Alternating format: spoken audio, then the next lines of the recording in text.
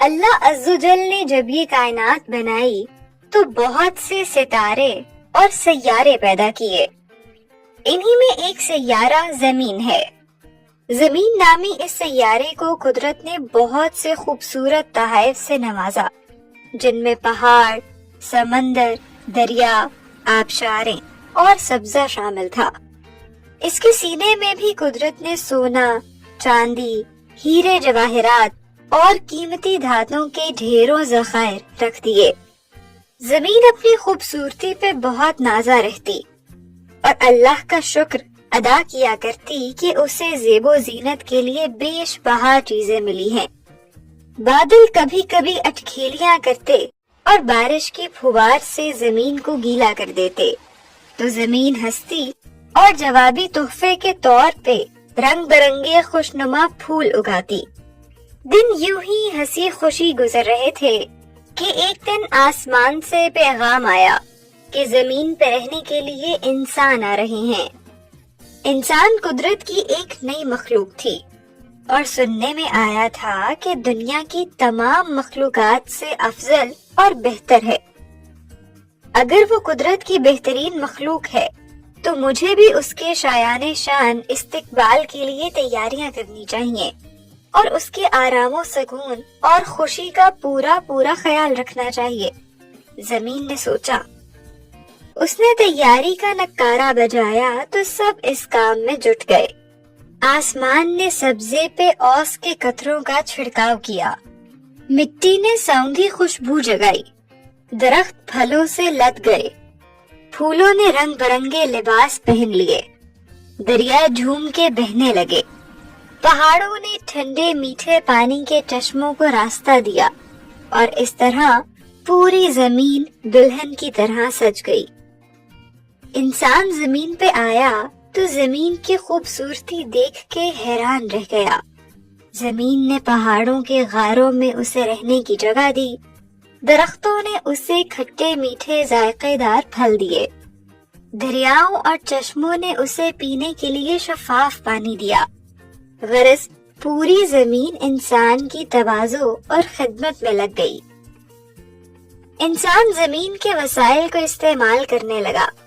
اس نے غاروں سے نکل کر بستیاں آباد کی، پھر دیہاتوں سے ہوتا ہوا شہر اور ملک بسانے لگا. اس نے پتھروں اور درختوں سے آگ جلانا بھی سیکھ لیا اور پہیے کی ایجاد سے ذرائع آمد و رفت بھی دستیاب ہو گئے. زمین بھی خوش تھی کہ انسان اس کے مخفی خزانے دریافت کرتا چلا جا رہا ہے. پھر 5 صدیاں قبل جب سائنسی دور کا آغاز ہوا تو زمین پہلے تو خوش ہوئی کہ اس سے تیل، گیس اور دیگر معدنیات کے استعمال کا رستہ کھلا، لیکن رفتہ رفتہ انسان کے دل میں لالچ پیدا ہونے لگا. انسانوں نے بڑی بڑی عمارتیں بنانے کے لیے زمین کی قدرتی شکل کو بگاڑنا شروع کر دیا. وہی درخت جو ان کی بھوک مٹانے اور انہیں سایہ دینے کے لیے ہر وقت تیار رہتے تھے، انسان انہیں بے دریغ کاٹنے لگا اور جنگلات کے جنگلات ختم کر دیے. کارخانوں کے دھوئیں اور غبار سے فضا آلودہ ہونے لگی. بادلوں نے آ کر شکایت کی کہ وہ بارش کو بحفاظت زمین تک نہیں بھیج پاتے. دھوئیں اور گرد و غبار نے ان کا راستہ جگہ جگہ سے روکا ہوا ہے. دریا کو شرمندگی تھی کہ وہ اپنی مچھلیوں اور دوسری آبی مخلوق کو صاف ستھرا ماحول نہیں دے پا رہا. انسان اس کے صاف شفاف پانی کو بدبودار تیل اور کچرے سے گندا کرنے لگا ہے. پودے پریشان تھے کہ باہر کا ماحول اتنا خراب ہو چکا ہے کہ بیج ڈر کے مارے ہمیں زمین سے باہر نہیں آنے دیتے. زمین کے کنبے کے سبھی افراد شکایتوں کا ایک انبار لیے موجود تھے. زمین نے حیرت سے انسان کو دیکھا. کیا یہ وہی انسان ہے جس کی وہ اتنی دیر سے مہمان نوازی کرتی آ رہی ہے؟ یہ اپنے میزبانوں کے ساتھ یوں احسان فراموشی کیسے کر سکتا ہے؟ زمین نے کنبے کے تمام افراد کی پریشانیاں سنی اور انہیں تسلی دی کہ وہ جلد ہی انسانوں سے بات کرے گا. اس نے پہلے انسان کی توجہ टुंड मुंड दरख्तों की तरफ करवाई कि अगर वो यूं ही तेजी से दरख्त काटता रहा तो सिर्फ उसे खुराक की कमी नहीं होगी बल्कि सांस लेने के लिए ऑक्सीजन भी नहीं मिलेगी। चंद इंसानों ने रुककर उसकी फरियाद सुनी और दरख्त लगाओ मुहिम पे काम शुरू कर दिया, लेकिन इसके बावजूद ज्यादातर इंसान अभी भी दरख्त काटने में लगे रहे। कुछ वक्त के बाद जमीन ने पानी का मुकदमा पेश किया कि अगर पानी का यूं ही बेदरेग खर्च करते रहे और नदियों, चश्मों और दरियाओं को मैला करते रहे तो नुकसान सिर्फ आबी मखलूक को नहीं होगा बल्कि इंसान भी पीने के पानी से महरूम हो जाएंगे। कुछ समझदार इंसानों ने ये बात सुनी और अपने घरों के इजाफी खुले नल बंद कर दिए, अपनी फैक्ट्रियों का आलूदा पानी साफ पानी से अलग निकालने लगे।